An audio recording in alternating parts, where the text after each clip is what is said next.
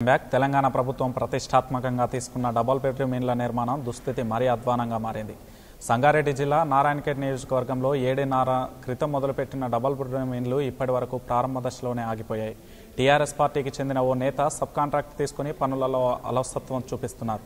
Narayankhed double bedroom ఇళ్లకు సంబంధించి మరింత సమాచారాన్ని మా ప్రతినిధి శివతేజ అందిస్తారు.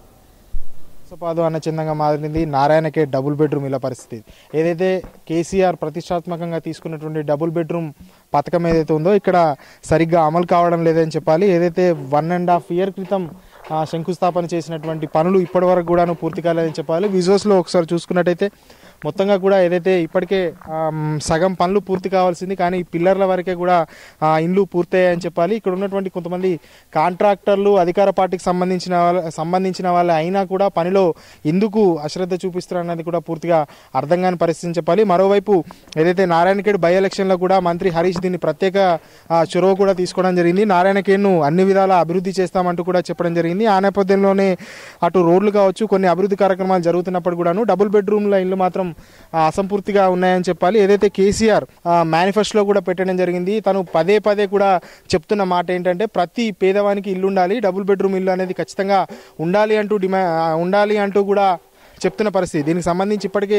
అధికారులను, అటు నాయకులను, ఎమ్మెల్యేలను కూడా తీవ్ర స్థాయిలో ఒత్తిడి గురి చేసి కూడా పని చేపిస్తున్న పరిస్థితి. కానీ నారాయణఖేడ్లో మాత్రం ఆ ఒత్తిడి కనిపించట్లేదని చెప్పాలి, పని జరగడం లేదని చెప్పాలి. ఈ ఉగాదికే లబ్ధిదారులకి ఇల్లు ఇవ్వాల్సింది ఉండగా ఇప్పటి వరకు కూడాను ఒక లబ్ధిదారికి కూడా ఇల్లు మంజూరు కాలేదని చెప్పాలి. అసలు ఇల్లు మంజూరు విషయాన్ని పక్కన పెడితే ఇప్పటి వరకు అసలు కన్స్ట్రక్షనే పూర్తి కాలేదని చెప్పాలి. సుమారు ఏదైతే బెడ్ వర్క్ ఉంటుందో అక్కడికే కంప్లీట్ అయ్యాయని చెప్పాలి. ఇప్పుడు మనతో మాట్లాడడానికి నారాయణఖేడ్కి సంబంధించిన కొంతమంది సిపిఐ పార్టీ నాయకులు కూడా దీనిపైన మాట్లాడడానికి సిద్ధంగా ఉన్నారు. వారితో మాట్లాడించే ప్రయత్నం చేద్దాం. చెప్పండి, మొత్తంగా నారాయణఖేడ్ నియోజకవర్గంలో ఏదైతే 139 ఇళ్లను కూడా మంజూరు చేయడం జరిగింది, ఇప్పటివరకు పనులు నత్తనడకనగా కూడా జరుగుతున్నట్టుగా తెలుస్తుంది. దీనిపైన మీ కామెంట్ ఏంటి? డబుల్ బెడ్రూమ్ ఇస్తున్నాము, కడుతున్నాం అని చెప్పేసి పేపర్లో ప్రకటనలు అనేక రూపాల్లో ఈరోజు ఫోకస్ చేస్తూ జరుగుతుంది.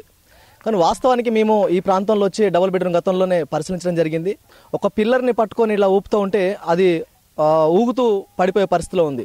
అలాంటి పిల్లర్ని కొన్ని తొలగించిన పరిస్థితి కూడా ఉంది. కానీ ఈరోజు ఇక్కడ కడుతున్న డబుల్ బెడ్రూమ్ ఇళ్లలో చాలా వరకు నాసిరకంగా ఉన్నాయి. ఇది నాణ్యత లోపించిన చెప్పడంలో ఎలాంటి సందేహం లేదు.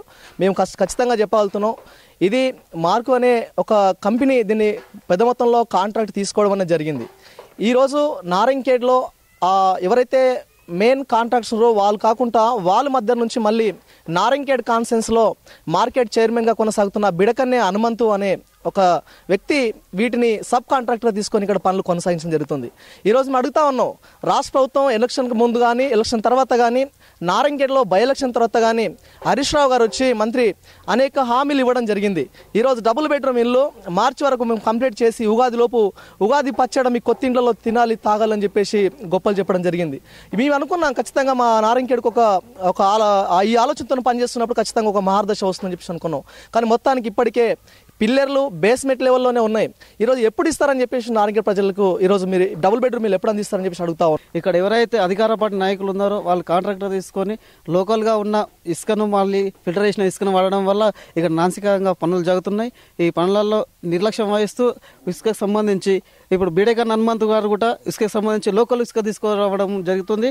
ఈ విషయాలపైన మేము ఎన్నోసార్లు కంప్లైంట్ చేసినా కానీ అధికార పార్టీ పట్టించుకోలేరు. జిల్లా కలెక్టర్ దృష్టికి తీసుకెళ్ళినా కానీ పట్టించుకోలేరు. ఇసుకను ప్రభుత్వం ఉచితంగా సప్లై చేస్తుందో అందులో కూడా పెద్ద ఎత్తున గోల్మాల్ జరుగుతున్నట్టు కూడా పెద్ద ఎత్తున ఇక్కడ ప్రచారం కూడా జోరందుకుంటుంది. ఏదేమైనా సరే ఖచ్చితంగా దీనిపైన ఇప్పటికే మంత్రి దృష్టి పెట్టాలంటూ ఇక్కడ ఉన్నటువంటి ప్రజలు కూడా కోరుకుంటున్న పరిస్థితి. కెమెరా పర్సన్ నవీన్తో శివతేజ, 99 టీవీ, డబుల్ బెడ్రూమ్ ఇళ్ల నుంచి.